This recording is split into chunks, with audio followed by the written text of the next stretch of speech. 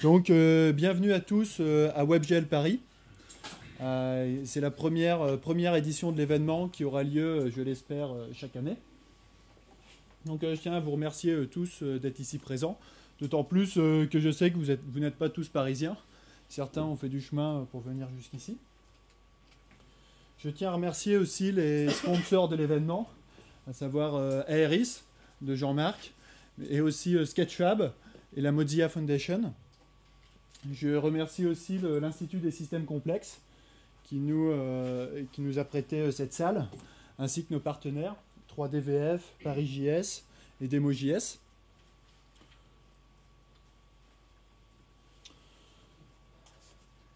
Donc, je me présente, je suis Xavier Bourri, je suis développeur et formateur sur les technologies centrées sur WebGL et co-organisateur aussi de l'événement. Donc voilà, c'est important, cet événement, c'est vraiment le nôtre. Donc faites-le vivre, n'hésitez pas à poser des questions, à lancer des débats. Il faut qu'il soit comme une bonne application WebGL, à savoir interactif. Je profite de cette petite introduction pour caser un mot sur WebGL Insight. Donc WebGL Insight, c'est un call for paper où l'idée c'est de regrouper tous les papiers concernant WebGL pour faire un ouvrage un peu à la GPU James. Donc en fait l'idée ça serait de faire un groupe de relecture croisée un peu sur Paris. Et le livre il serait présenté lors du SIGGRAPH 2015. Donc dans l'email que vous recevrez pour recueillir les retours liés à cet événement, vous aurez un lien vers l'inscription pour faire un petit groupe francophone de relecture croisée en vue de publier dans WebGL Insight. Donc voici le programme. Donc là, la présentation, on y est. Ensuite, je vais laisser parole à Jean-Marc, notre sponsor. Après, Khalid va nous parler un peu du développement de la communauté des WebGListes au sein de ParisJS. Et après, Alexandre et Rémi vont nous présenter les démos WebGL qui ont déchiré l'écran ce week-end lors de DemoJS. Et après, Cédric va nous parler du Physically Based Rendering en WebGL. Ensuite, on fera une petite pause. Après, David et Michel de Microsoft vont nous parler de Babylone et de sa mise en œuvre concrète.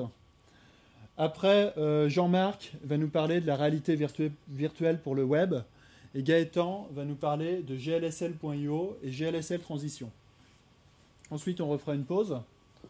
Après, Nicolas Silva de la Mozilla Foundation va nous parler de l'optimisation WebGL. Régis Portalez a eu un empêchement pour aujourd'hui. Et après, je vous parlerai de la simulation d'eau en GPGPU.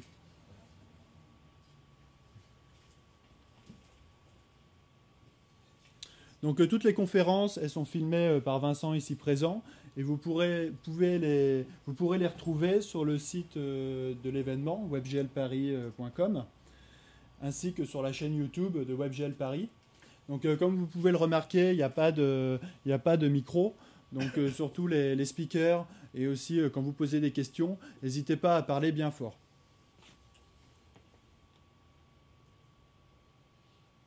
Voilà.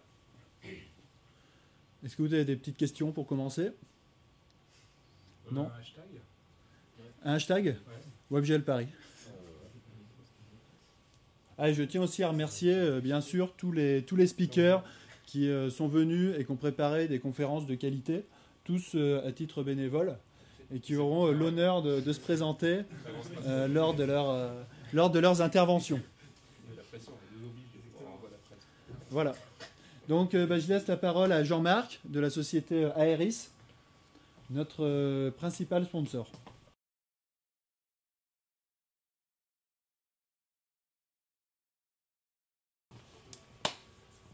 Bonjour et bienvenue. J'en connais quelques-uns. Pour tous les autres, je m'appelle Jean-Marc Leroux. Et donc j'ai cofondé une société qui s'appelle Aeris il y a 4 ans et demi maintenant. Donc je suis entrepreneur. Avant de commencer, j'aimerais faire un petit sondage. Qui ici est développeur ? En gros, tout le monde. Non, t'es pas développeur ? Si, Si, mais t'es à titre fatigué. loisir. Ok. Développeur loisir. Qui est entrepreneur? Ok. Et qui est entrepreneur sur le web, et notamment la 3D sur le web? Donc ça fait quand même du monde. Ok, tu sais pas. Pas 3D. Non. T'es en 2,5D pour l'instant. Ok. Super. Je dis ça parce que quand on a créé la société, c'était donc il y a 4 ans et demi. Mais avant de la créer, pendant nos études, on bossait déjà sur la 3D sur le web. Donc c'était il y a presque 10 ans, c'était 8 ans et demi. Donc à l'époque, HTML5, ça n'existait même pas. L'iPhone, ça n'existait même pas. Donc ça remonte. La 3D sur le web, le premier standard, c'est VRML. C'est 95, standardisé ISO en 97. Ça a été un super succès. Hein. Si on est là aujourd'hui et que ça s'appelle pas VRML Paris, c'est qu'il y a une raison. Les mecs à l'époque, ils ont standardisé plutôt un format de fichier, un format de document, parce que des mecs qui faisaient du web, sans se préoccuper de à quoi ça allait servir. Donc ils ont sûrement été payés très convenablement pour le faire, mais le résultat n'était pas terrible, faut croire. Et pour dire que l'idée remonte quand même à il y a longtemps, de se dire, en plus des vidéos et des images, on va afficher du document 3D. Et WebGL, je pense qu'on va le montrer aujourd'hui, c'est pour faire beaucoup plus que du document. Quand j'ai commencé à faire la 3D pour le web, c'était avec Flash 9, donc il y a 8 ans et demi, où je me suis dit, je veux faire un jeu en 3D sur le web, et a priori en JS c'est impossible, il n'y avait même pas de canvas, il n'y avait rien du tout. Et donc la seule techno pour faire des trucs graphiques à l'écran, c'était Flash 9. Donc j'ai commencé mon premier moteur 3D web et Flash, par la même occasion, parce que c'était la meilleure solution à l'époque.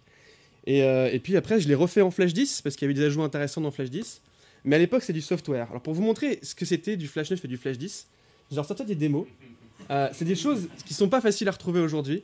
Parce que même moi, j'ai du mal à les retrouver dans mes... Alors, je vais vous montrer un premier truc. On voit bien. Ouais, donc ça, c'est un truc très simple, le système solaire. Et on va voir quelque chose de très étrange qui va se passer à l'écran là tout de suite, normalement. Qui était très classique. Voilà. Donc les problèmes, à l'époque, c'était tout en software. Donc déjà, faire du software, il y a un gros problème de performance. Ok. C'est bien old school comme il faut. Mais surtout que comme on fait en software, il n'y a pas de Z-buffer. Donc il n'y a pas de notion de profondeur pour chaque pixel. Et donc les choses s'affichent dans l'ordre auquel elles sont dessinées. Et donc du coup, on avait des bugs comme ça absolument incroyables. Et il fallait utiliser des techniques extrêmement compliquées pour pouvoir afficher chaque pixel, et donc dans le bon ordre. Et concrètement, on triait plutôt les polygones que les pixels pour des raisons de performance. Donc ça, c'est un problème qu'on avait constamment et qui était infernal à régler.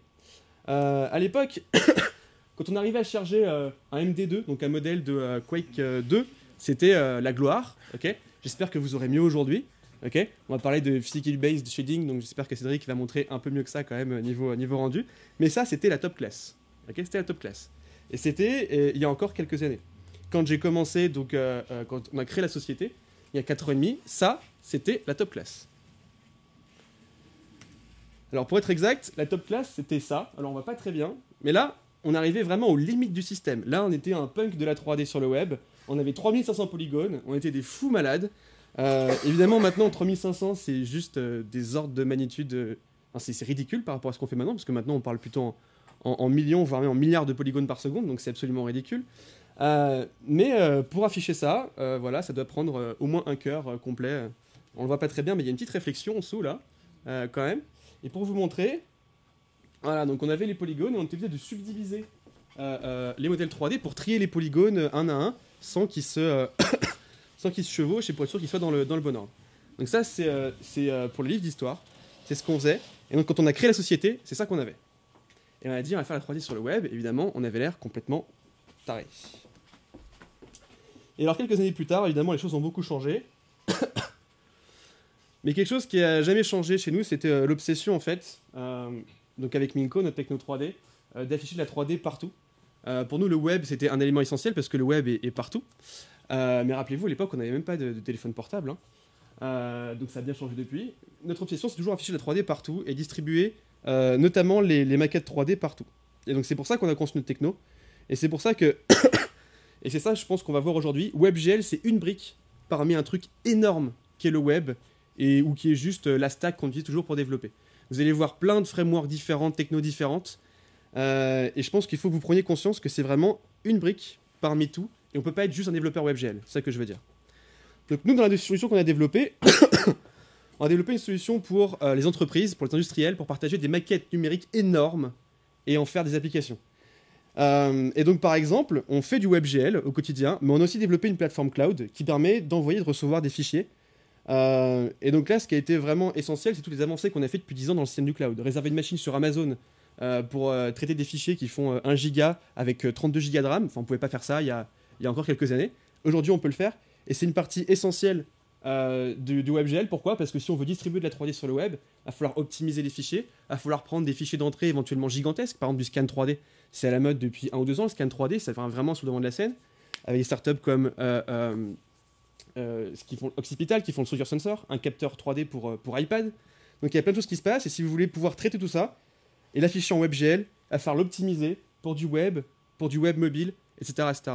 Et donc c'est le genre de choses sur lesquelles on travaille. Et donc récemment, grâce à un projet de R&D, on a réussi par exemple à diviser par 200 le temps de chargement d'une application 3D, plus précisément des fichiers 3D, grâce au fait qu'on arrive à faire ce qu'on appelle du streaming 3D. Donc à vraiment récupérer des fichiers 3D avec une techno de streaming, et plus du tout comme on le fait dans des jeux aujourd'hui, ou comme les applications WebGL le font encore pour le moment. Et donc j'en parlerai juste après, et c'est kiffant, parce qu'on récupère des modèles 3D qui font 10 millions de polygones, donc ils font plus de 1 giga au format Collada, donc le format standard pour le web. Encore un truc qu'ils ont standardisé parce qu'il fallait un truc et que la spec elle avait l'air touffue, 500 pages, c'était pas mal. Mais donc du coup, évidemment, vous chargerez jamais un fichier de 1 giga sur le web, et donc c'est très limitant. Donc on résout ce genre de problème avec notre techno et notre plateforme de distribution. Et donc après on peut visualiser, collaborer, etc. Ça, c'est pas très important. Mais en gros, on fait du document de travail avec les maquettes 3D. Un truc qui est vraiment intéressant, et ce sera le cœur de ma conf tout à l'heure. Et donc, je vous invite à préparer d'ores et déjà des questions. Je vais vous montrer ce qu'on a montré en juin dernier. C'est que, avec tout ce qui se passe dans le domaine de la 3D, l'impression 3D, le scan 3D, les capteurs 3D, etc., on arrive aujourd'hui à créer des choses qu'on pensait être de la science-fiction il y a encore quelques années. Donc 2008, si vous faites le calcul, c'est après que nous, on ait commencé à travailler sur la 3D sur le web. Donc mais c'est pas si loin que ça, ok? C'était il y a 6 ans. Donc vous avez tous vu ce film où Tony Stark manipule un hologramme. Et bah, on a réussi à recréer la même chose en WebGL. Et je vous montrerai après comment on s'en sort. Donc avec l'Oculus Rift, par exemple, pour remplacer l'écran. Donc le web, maintenant, on est habitué à avoir un navigateur web sur un écran. Bah ça sera peut-être bientôt fini. Et au lieu de le voir sur un écran classique, on le verra en réalité virtuelle. Grâce à un standard qui s'appelle WebVR, dont je vais parler cet après-midi. On était obligé d'utiliser sa souris et son clavier. Grâce au Leap Motion, on va pouvoir aller prendre les objets, naviguer à l'intérieur avec ses mains, etc., etc. Donc il y a tout un tas de devices. Et tout ça, c'est pas WebGL à proprement parler, mais WebGL va devenir le support et la chose qui affiche et qui permet d'interagir visuellement avec tout ça. Et donc c'est vraiment une brique essentielle, mais c'est pas la seule. Voilà. Il y a un gamin de 10 ans qui manipule des trucs en 3D. Si vous avez déjà ouvert Blender et que vous mettez un gamin de 10 ans devant, ça marche pas. Ok. Donc on apprend à lire, on apprend à écrire, un peu à dessiner. Mal d'ailleurs, mais bon. Mais on n'apprend pas à faire ça. Mais grâce à des technos comme WebGL, on peut le faire sur le web.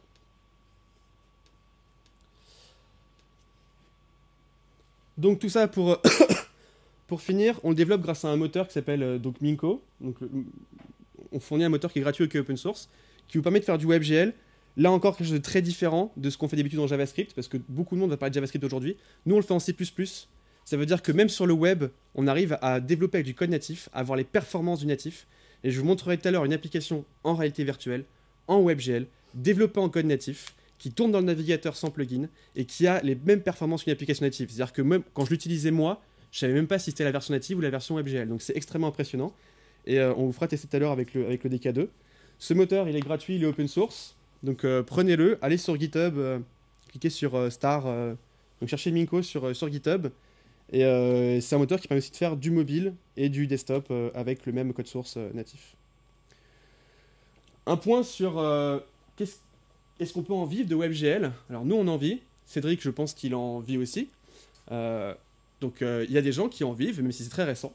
Nous on a 3 types de clients et je pense que toutes les présentations que vous allez voir aujourd'hui ce sera plus ou moins la même chose. Il y a évidemment du jeu vidéo, il y a des agences web. Ok. Récemment, on a sorti un projet WebGL qui a eu un lion d'or dans la catégorie innovation.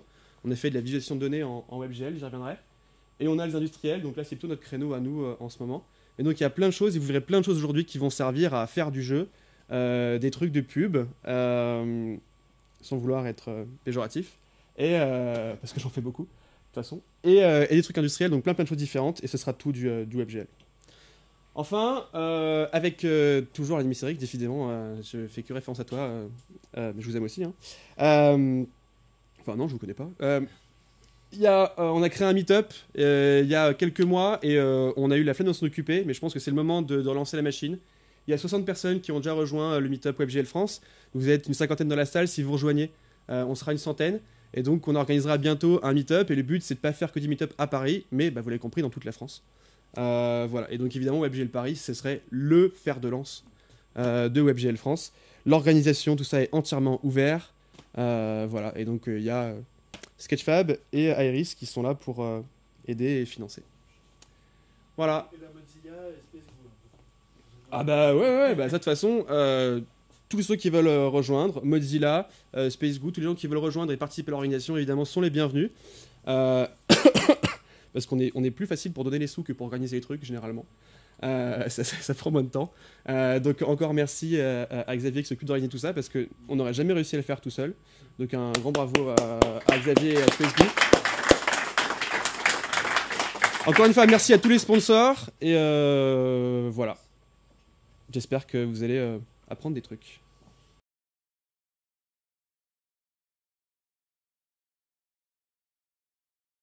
Bonjour à tous. Alors dans le programme, il était prévu que je vous parle de communauté, de ParisJS et de WebGL. Ça représentait peut-être 10% de mon talk. Je vais parler d'autre chose aujourd'hui. Je me permets d'improviser un peu, mais t'inquiète pas, tout va bien se passer, Xavier. Je me présente. Je m'appelle Khalid Jebari. Je suis développeur web, freelance, bon, peu importe. Je suis un des organisateurs de ParisJS, un meet-up où on parle de JavaScript tous les mois. Qu'est-ce que c'est que ParisJS? Pour ceux qui ne connaissent pas, c'est une association de fêtes, de gens qui veulent partager des sujets. On se regroupe tous les mois dans une entreprise qui veut bien nous accueillir. Et on a parmi les sponsors de l'événement des gens qui nous ont déjà accueillis. Je pense à Microsoft par exemple, ou Sketchfab chez 39.io par exemple, qui nous ont déjà accueillis. Et on parle un peu de tout ce qui a un rapport avec JavaScript, le web en général. C'est des sujets qui sont proposés, votés et présentés par la communauté. Donc c'est vraiment l'esprit un peu de l'open source. Par exemple, pour ce qui concerne WebGL, il y a eu un meet-up il y a 1 an environ chez Microsoft, où David ici nous a présenté Babylon.js. Jean-Marc qui vient juste de passer nous avait fait une présentation de Minko. Et Xavier, un des organisateurs, nous avait parlé de WebGL Academy. Donc on essaye de faire vivre la communauté WebGL à ParisJS. Et que dire de plus? Rien. On verra ce que la communauté propose à l'avenir. On ne la maîtrise pas. Mais si jamais vous êtes une entreprise qui voulait nous accueillir ou nous accueillir à nouveau, vous êtes la bienvenue. Faites-moi signe à la fin dès que vous avez le temps, aujourd'hui. Mais aujourd'hui, sans transition, je vais vous parler un petit peu d'histoire. Donc, comme dans beaucoup de domaines, l'histoire de la technologie fait émerger des vainqueurs, mais qui ne sont pas toujours ceux qu'on voudrait. L'histoire a ses raisons que la raison ignore parfois. Et l'histoire de WebGL, c'est l'histoire de JavaScript, de la 3D et du web. Pour certains, le monde serait meilleur si, il y a un certain temps, Xerox et Smalltalk avaient gagné. Au lieu de ça, on a C++, Java et C#. Pour d'autres, on ne devrait coder qu'en Lisp. Au lieu de ça, on a Perl, Ruby et JavaScript. D'ailleurs, sur JavaScript, Brendan Eich, son créateur, s'est excusé lors de la JSConf 2013 pour ce qu'était JavaScript. Effectivement, JavaScript est un langage qui divise. Au sein même de la communauté JavaScript, il y a les partisans des good parts, Douglas Crockford, je vais y arriver, et les autres. À ce sujet, Douglas Crockford a fait un talk cette année qui s'appelle JavaScript The Better Parts, que je vous invite à voir si vous vous intéressez à JavaScript. Et au sein de la communauté des développeurs plus large, il y a ceux qui trouvent JavaScript génial et ceux qui le trouvent horrible, à tel point qu'ils préfèrent utiliser des langages avec des compilateurs qui targetent JavaScript. On a par exemple C ou C++ avec Mscriptem, Duetto, Mandrill ou Minco, comme nous l'a présenté Jean-Marc. Dart, CoffeeScript, TypeScript de Microsoft, ClojureScript, OCaml avec Oxygen, Haskell ou des variantes avec Fey, Haste, PureScript, et même Helm, inspiré d'Haskell, qui compile en JavaScript, HTML, CSS. C'est pour dire qu'il y a un problème, enfin il y a un petit malaise autour de JavaScript. Pour certains, le monde serait meilleur si on avait une seule façon de coder en 3D. Fahrenheit, peut-être que ça parle aux plus anciens. Au lieu de ça, on a GL, la version closed source, OpenGL et Direct 3D, et Angle entre les deux. C'est pas super. Pour certains, le monde serait meilleur si le navigateur était une vraie plateforme de développement d'applications. Certes, le web est devenu la plateforme de diffusion de contenu universel, et c'est une révolution dans l'histoire de l'humanité, mais, pour rappel, hein, aucune installation nécessaire à part un navigateur, et on tape une URL et hop, les choses apparaissent, on peut commencer à interagir, et regarder son contenu. Mais rendez-vous compte, pour ceux qui ont l'expérience des développeurs web, il est presque aussi difficile et compliqué de... Qu'est-ce qu'il vient faire lui? Excusez-moi. Hop. Il est presque aussi difficile de développer des applications vraiment cross-browser que de développer en C++ cross-platform. Toujours des problèmes. Et on commençait à voir la lumière avec une vraie standardisation des navigateurs, Chrome, IE et Firefox, quand sont apparus les navigateurs mobiles, navigateurs sur la télé, sur les consoles, sur les box et plein d'autres devices, avec des supports très variés et disparates de JavaScript et des fonctionnalités CSS et HTML. Pour certains, le monde serait meilleur s'il suffisait de se fier à la loi de Moore et de considérer la puissance de calcul et la mémoire disponible plus ou moins illimitée. Au lieu de ça, en fait, elle commence à s'essouffler, et la seule vraie manière de la vérifier encore aujourd'hui est de répartir son travail sur plusieurs corps. Problème, les langages et les outils actuels de développement ne sont pas vraiment outillés pour réaliser cette répartition. On partage encore des états mutables entre les threads, et on manipule des locks à tout va, avec tous les problèmes que ça induit. Et les navigateurs, qui sont monothreadés, commencent seulement à entrevoir et à laisser la possibilité de faire du multithread avec les web workers. De plus, si nos ordinateurs et smartphones d'aujourd'hui sont des millions de fois plus puissants que ceux d'il y a 2 ou 3 décennies, pour effectuer des tâches similaires, on ne va pas 2 ou 3 millions de fois plus vite. Beaucoup moins. Donc il y a aussi un problème à ce niveau-là. Mais d'autres pages de l'histoire ont été écrites. L'hégémonie d'Intel sur les marchés des processeurs, que l'on croyait à peu près indétrônable, commence à être remise en question sérieusement avec ARM. ARM propose en effet une approche orientée vers de multiples petits corps, moins puissants mais beaucoup moins gourmands en ressources, et le marché des smartphones a suivi. Du coup, l'arrivée prochaine très probable d'ARM sur le marché des machines de bureau, des serveurs et des workstations promet d'être très intéressante. Et puisque je parle d'hardware, je reviens sur la loi de Moore. Une façon plausible et envisageable d'envisager la répartition des calculs est de se servir du GPU pour les calculs parallèles, indépendants et intenses sur de grands volumes de données. Cette technologie, qu'on appelle généralement GPGPU, pour General Purpose GPU, ou GPU Compute, plusieurs technologies telles que OpenCL ou DirectX 11 avec Direct Compute permettent de le faire dès aujourd'hui.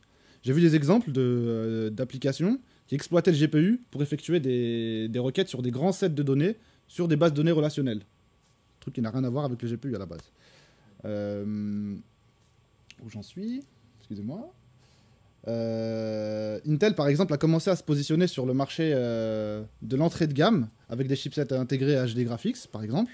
Et la dernière itération Iris permet de se passer de cartes dédiées pour des usages communs. Et Nvidia, autre grand fabricant du marché des GPU, s'est positionné sur le marché des smartphones avec ses processeurs Tegra ou sa console Shield, basée sur Android. Donc l'avènement du GPU Everywhere, si je puis dire, augure de bonnes choses pour la communauté WebGL, qui va pouvoir compter sur son omniprésence et sa puissance pour proposer des expériences 3D sur toutes les plateformes. Malgré la jeunesse du web en tant que plateforme de développement, on commence à avoir des solutions qui mettent à profit l'expérience acquise dans le développement d'applications et d'imagerie 3D durant les précédentes décennies. D'ailleurs, WebGL étant un subset strict d'OpenGL ES, les connaissances en OpenGL sont réutilisables telles quelles. En ce qui concerne les applications, de plus en plus de frameworks et d'outils orientés UI, jeux ou imagerie 3D existent pour scaler vraiment le développement d'applications. Et les API disponibles dans les navigateurs, qui s'enrichissent d'année en année, par exemple Ajax, WebAudio, WebRTC, Gamepad API, Canvas, GetUserMedia, permettent d'envisager des expériences riches dans le navigateur, aujourd'hui et dans les années à venir. Autre point, les évolutions récentes du marché du jeu vidéo offrent des opportunités intéressantes. Le retour en force du PC comme plateforme de gaming, la montée de Linux et de OS X et l'omniprésence des smartphones font que la puissance de calcul et d'affichage est de plus en plus présente sur les machines grand public. Et aujourd'hui, la convergence de la puissance du matériel et la maturation des outils logiciels permettent de réessayer des expériences tentées par le passé et ouvrent la porte à de nouveaux usages.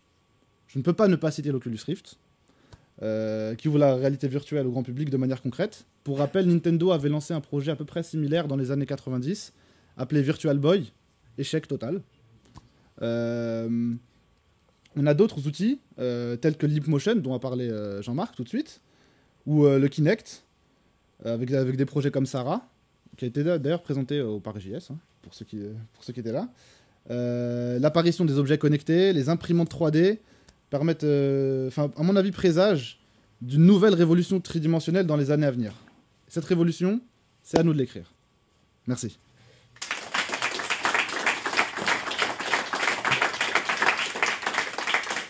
Est-ce que vous avez des questions? Pas vraiment. Oui? Ah oui. Vas-y, Tarek. D'abord, merci pour ta présentation. J'ai bien aimé ton état des lieux des technologies. Faisons un petit peu de futurologie. Qu'est-ce que tu vois comme évolution à court, moyen et long terme? Qu'est-ce qui peut apparaître d'inattendu ou d'attendu? Peut-être, et je sais qu'il y en a qui se lancent déjà sur le sujet, j'imagine des interfaces 3D pour des applications, soit des applications web ou en tout genre, qu'on avait déjà essayé par le passé. Tiens, je vais faire un site internet en 3D, etc. Ça marchait pas parce que ni le software ni le matériel étaient prêts. Peut-être qu'aujourd'hui on s'approche de cet état de cette possibilité. Donc à mon avis c'est quelque chose qui est possible. Le jeu vidéo en 3D avec Oculus Rift, Leapmotion ou des devices similaires ou Kinect, à mon avis ça va commencer à émerger de plus en plus. Après, je sais pas, je laisse les créatifs imaginer des nouvelles solutions. J'ai pas de vision précise. Merci déjà pour cette présentation. Est-ce que tu penses que, justement, tu parlais de l'OpenCL, est-ce que tu penses que le développement qui est naissant actuellement de WebCL, donc l'utilisation d'OpenCL dans la plateforme, parce que c'est le groupe Chronos qui bosse dessus en ce moment, est-ce que tu penses que ça peut justement remettre en avant ce framework qui est en tout cas cette standardisation de l'utilisation de GPGPU, telle que l'a fait WebGL avec OpenGL en fait? Parce que c'est vrai qu'OpenGL, pendant un moment, comme tu le disais, mais je pose aussi la question peut-être aux gens de chez Microsoft, ça peut être intéressant d'avoir leur avis par rapport à DirectX, justement où il y a effectivement toujours eu cette espèce de guéguerre entre les deux. L'utilisation d'OpenGL ES qui va passer en version 3 bientôt et qui amène beaucoup de nouveautés, a relancé en fait l'utilisation, pour moi, d'OpenGL grâce à cette utilisation dans le web alors qu'il se mourait un peu. Et c'est vrai qu'OpenGL et OpenCL, ça fait un bout de temps maintenant que c'est sorti des cartons, on va dire, mais que ça se traîne à mort et donc je pose la question aussi à tout le monde en même temps, si d'autres personnes sont plus spécialistes que moi là-dedans. Est-ce que le WebCL va permettre de standardiser en fait l'utilisation du GPGPU qui actuellement est parfois beaucoup de la bidouille entre CUDA, entre tout un tas d'autres frameworks? Je vais passer la main à des gens qui ont envie de répondre. Je sais que voilà, lui Nicolas, on en parlait ce week-end en plus. Voilà, moi je travaille à Mozilla, donc j'ai quelques insider links sur le... Est-ce que ce sera WebCL ou les compute shaders de OpenGL ES déjà? On ne sait pas trop si on veut les deux, si on veut qu'un sur les deux. On pense qu'on veut au moins un des deux. On veut pouvoir faire du compute sur le web parce que ça a des utilisations. Tant que le marché du mobile n'est pas très bien équipé, il va falloir attendre un peu. Il y a beaucoup de gens à Mozilla qui ont très envie de pousser le compute dans le web, et il y a d'autres gens qui n'ont pas envie de fragmenter ça trop vite. Et donc pour le moment, l'attitude qu'on a, c'est plutôt d'attendre que le marché du mobile, là où beaucoup, enfin, sur lequel, enfin, c'est là que les gens vont sur Internet maintenant, ils utilisent leur téléphone, etc. On attend que le compute soit un peu plus installé. Et une fois que ce sera installé, oui, je pense qu'il y aura beaucoup d'applications vraiment bien. Il y aura plein de sites un peu bizarres qui mineront des bitcoins sur ton ordinateur. Enfin, ça va ouvrir la porte à plein de choses, pour le meilleur et pour le pire, mais en tout cas, on attend ça tous avec impatience. Et sur la standardisation de WebCL, tu vois ça d'une manière optimiste ou tu penses que c'est un four à merde comme beaucoup d'autres trucs Moi, par contre, c'est mon avis personnel. Ouais. Et, bon, moi, je préférerais qu'on en reste au compute shaders de OpenGLES.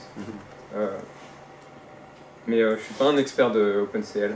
Mais j'ai juste pas envie de mettre trop de trucs similaires dans le web parce que finalement, il y a quand même 80% d'overlap sur les deux API en train de fonctionner. Parce que j'ai vu que Nokia avait sorti un plugin pour Firefox justement que j'ai testé chez moi qui donnait des résultats somme toute assez intéressants, mais voilà, c'est un truc externalisé, le temps qui s'initialise, t'as 5 secondes d'attente, voilà, tu sens que c'est un peu le truc expérimental encore, mais... Ouais, ça fait pas mal de temps quand même qu'ils ont sorti justement. Qu'ils ont sorti, ouais. C'était je crois vers 2010. Et puis depuis, il y a eu quelques updates cassantes, mais quand on regarde quand même, on n'en parle vraiment pas beaucoup du WebCL. Bah on parle pas beaucoup de l'OpenCL de manière générale en fait, alors que c'est censé être la standardisation du GPGPU si tu veux. Et c'est ça. Après oui, GPGPU on peut toujours en faire à l'ancienne en manipulant des textures en WebGL, mais pour l'instant WebCL ça semble un petit peu, je dirais, au point mort ou alors un développement assez lent. D'accord. On répond pour Microsoft du coup. Oui, merci. Déjà tu devrais en faire un article je pense, peut-être. C'est sympa le résumé je trouve de notre vie passée. Ça serait sympa à relayer je pense pour faire un état des lieux. En tant que Microsoft, il y a effectivement cette guerre, on va dire de l'ancien Microsoft, on a pas mal changé de... On s'intéressait plus au OpenGL, on poussait notre techno propriétaire qui était DirectX.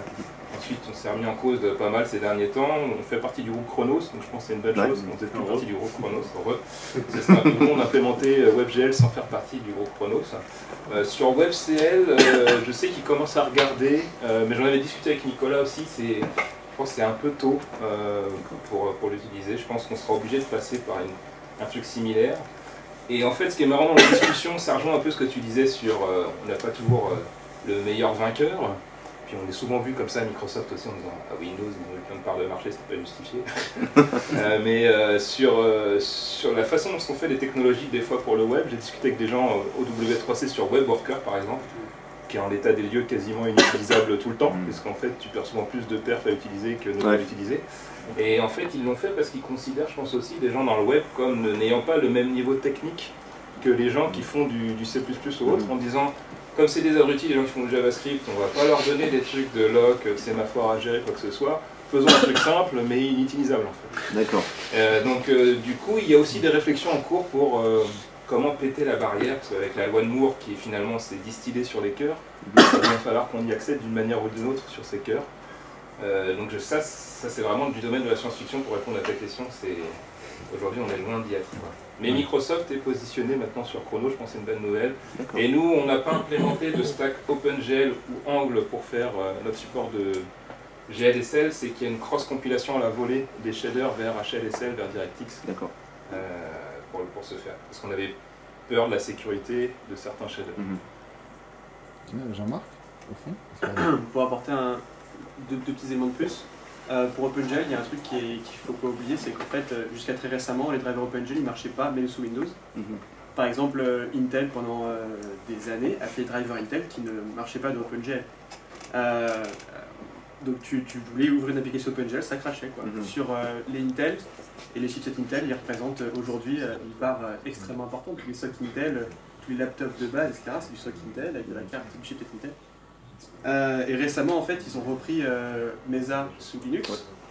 Donc l'implémentation en gros de OpenGL, en tout cas, ils contribuent fortement à Mesa sur Linux. Ils ont par exemple fait mis à jour Mesa off-screen, donc ils faire du rendu sur serveur avec LLVM Pipe pour multiplier les pertes par 10 ou par 15. Il y a besoin de faire des drivers OpenGL parce que par exemple il y a des trucs comme la Steambox qui arrive, et la Steambox ils ne veulent pas être sous Windows sans vouloir offenser les collègues devant. Et donc il y a de l'intérêt pour les drivers OpenGL sur Windows ou sur Linux. Voilà, donc pendant très longtemps les gens ont emmené OpenGL, mais il y a aussi le hardware qui l'a donné et qui revient dessus et qui s'en occupent. Point de vue communauté, c'est exactement ce qu'a dit David, c'est très marrant parce que sur Flash, Adobe a fait exactement la même chose avec à peu près toutes les API qui sont arrivées récemment, à part l'API 3D. On dirait que les API 3D sont un peu immunisés au côté c'est compliqué, donc on va faire un peu simple.